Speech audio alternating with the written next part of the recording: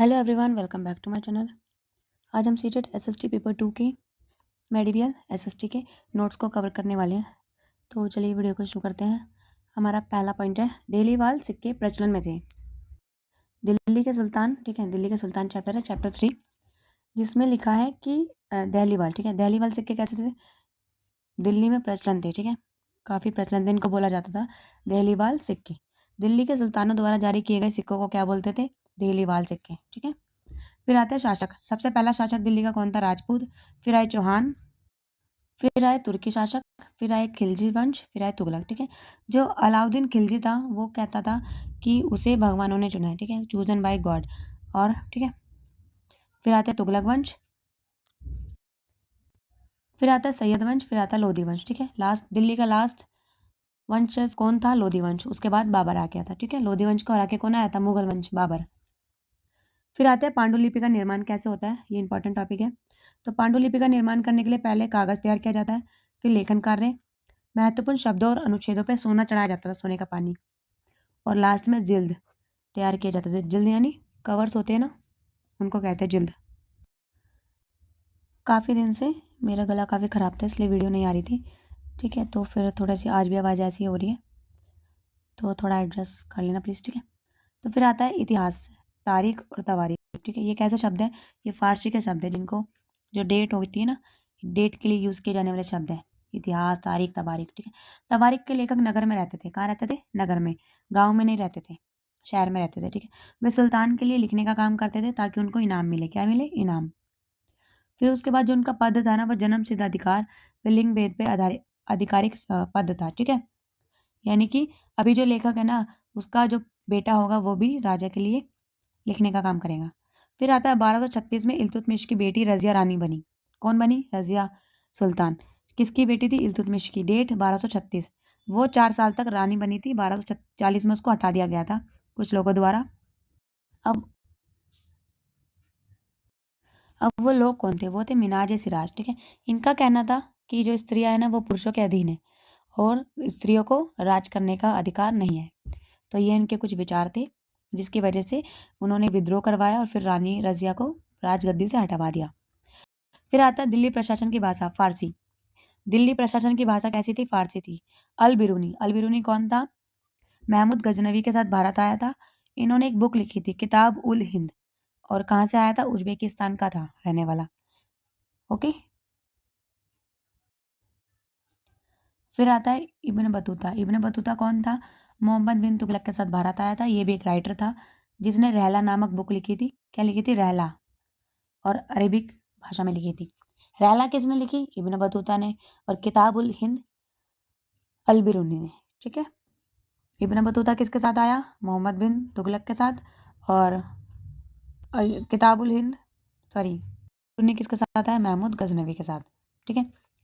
विचार है जिनमें उनका कहना था कि स्त्रियां पुरुषों के अधीन है, स्त्रियों को पद का अधिकार नहीं होता है।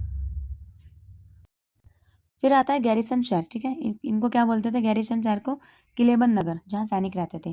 फिर आता है देहलीवाल, देहलीवाल, देहली कुआना। देहली कुआना मतलब पुराना शहर। अब जो भारत में मक्का कहाँ दिखता है? पश्चिम की दिशा में है, ठीक है। भारत से मक्का किस दिशा में पड़ता है? पश्चिम की दिशा में। इसलिए सभी लोग पश्चिम दिशा में बैठकर ही नमाज पढ़ते हैं। और मक्का की दिशा को क्या बोला जाता है? किबला। क्या बोलते हैं? किबला करना, ठीक है। किबला को मक्का की दिशा बोल के नाम से जाना जाता है। फिर आता है धर्मोपदेश, उसको बोलते हैं खुतबा, ओके। फिर आते हैं टैक्स। अभी जो इब्न बतूता था, ये कहाँ से आया था? मोरक्को से, ठीक है। अब टैक्स 3 तरह के होते थे। कृषि पर टैक्स लगता था 50%, मवेशियों पर यानी जीव जंतुओं पर, और घरों पर। चंगेज खान, ठीक है, चंगेज खान के बारे में है। मंगोलों ने 1219 में उत्तर पूर्वी ईरानों में टैक्स ऑक्सीरियान उज्बेकिस्तान पर हमला किया, ठीक है। क्या नाम है? टैक्स ऑक्सीयान, ठीक है। टोकन मुद्रा, टोकन मुद्रा या फिर सांकेतिक मुद्रा किसने चलाई थी? मोहम्मद बिन तुगलक ने चलाई थी। ये सस्ती धातु थी। टोकन्स मिलते हैं ना आजकल, टोकन दे दो तो आपको सामान मिल जाता है। तो ये टोकन मुद्रा किसने चलाई थी? मोहम्मद बिन तुगलक ने पहली बार चलाई थी। शेरशाह सूरी ने हुमायूं को हराया। हुमायूं को किसने हराया? शेरशाह सूरी ने। सूरी वंश ने 15 वर्षों तक राज करा, ठीक है। 15 वर्षों तक दिल्ली पर राज करा सूरी वंशों ने।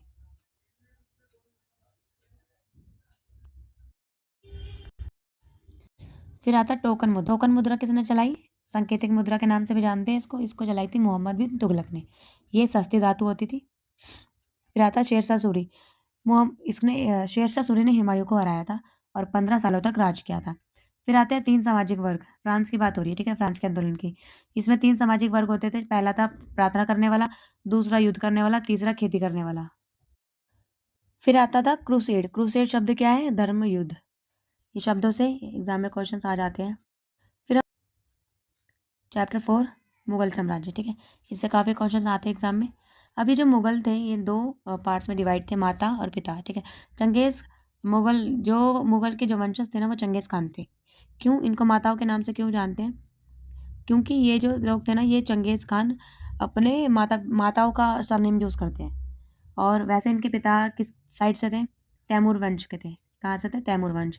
ये कहाँ के रहने वाले लोग थे? ईरान, इराक और तुर्की। ईरान, इराक और तुर्की। और जो चंगेज खान था वो चीन व मध्य एशिया का था, ठीक है, चीन व मध्य एशिया का था चंगेज खान। अब ये जो लोग थे मुगल वंश, इन्होंने अपने माता का सरनेम क्यों यूज किया? क्योंकि ये चंगेज खान काफी फेमस थे, तो इसलिए इन्होंने अपनी माता का सरनेम यूज करना ज्यादा जरूरी समझा। फिर आते हैं मनसबदार। मनसबदार कौन होते थे? मुगलों की सेवा करने वाले, ठीक है, मुगलों की सेवा करने को क्या बोलते हैं? मनसबदार। श्रेणी व्यवस्था। श्रेणी व्यवस्था क्या थी? पहले तो पद होता था जो कि सैनिकों को मिलता था। फिर आता था वेतन, फिर होता था सैन्य उत्तराधिकारी, ठीक है। पद और वेतन क्या होते थे? जात की संख्या, ठीक है, ये सैनिकों के अलग अलग नाम होते थे। इक्ता क्या होता था? इक्ता, ठीक है, जमीन पे लगने वाला टैक्स जो होता था ना उसको बोलते थे इक्ता, जिनको ये मनसबदार इकट्ठा किया करते थे। और इन्हीं से ही, और जो जैसे मान लो ये एक जमीन है, ठीक है, अभी इस जमीन में एक ये 4-5 अधिकारी है, ठीक है, इन सबको ये जमीन बांट दी गई। 5 अधिकारियों को 5 जमीन दे दी गई। अब यहाँ पे इनको काम करवाना है, खेती करवानी है किसानों से। फिर आप उनसे टैक्स लोगे, ठीक है, और अपनी सैलरी भी इन्हीं टैक्स के हिस्से से निकालोगे, ठीक है। जैसे मान लो जो आपने टैक्स लिया है उसका 100% में से 50% सैलरी आपकी होगी, 10% आपको किसानों को देना है और 40% आपको राज्य में जाके जमा करवाना है। अब इसमें क्या था, जो अकबर के समय में 29 मनसबदार थे और औरंगजेब के समय तक ये मनसबदारों की संख्या 79 हो गई थी। फिर आता है टोडल मर। कौन था टोडल मर? ये था अकबर का राजमंत्री। कृषि की पैदावार, भूमि व कीमतों का सर्वेक्षण किया करता था, ठीक है। जब्त। जब्त क्या होता है? प्रत्येक सूबे राजस्व के लिए बांटे गए थे। राजस्व प्राप्त करने की यह व्यवस्था जब्त कहलाती थी। जैसे एकता प्रणाली अभी मैंने बताया ना, उसी को ही। अकबरनामा। अकबरनामा किसने लिखी? अबुल फजल ने। अब इस अबुल फजल को 3 पार्ट्स में डिवाइड किया गया था। सॉरी, अकबरनामा को 3 पार्ट्स में डिवाइड किया गया था। पहला पूर्वजों के बारे में, दूसरा शासनकाल की घटना, तीसरा आईने अकबरी, ठीक है। आईने अकबरी में क्या था? अकबर के बारे में सब कुछ लिखा था, जैसे कि उसका प्रशासन कैसा था, घराना कैसा था, भूमि कैसी थी, फसल कैसी थी, मजदूर कैसे थे, परिवार कैसा था, सब कुछ पहली जिल्द में लिखा था पूर्वजों के बारे में, जो उसके पूर्वज थे। दूसरा शासनकाल की घटनाएं, जैसे कब से कब तक डेट वगैरह लिखी थी। और आईने अकबरी में पूरा ब्यौरा लिखा था अकबर का, सिर्फ अकबर का।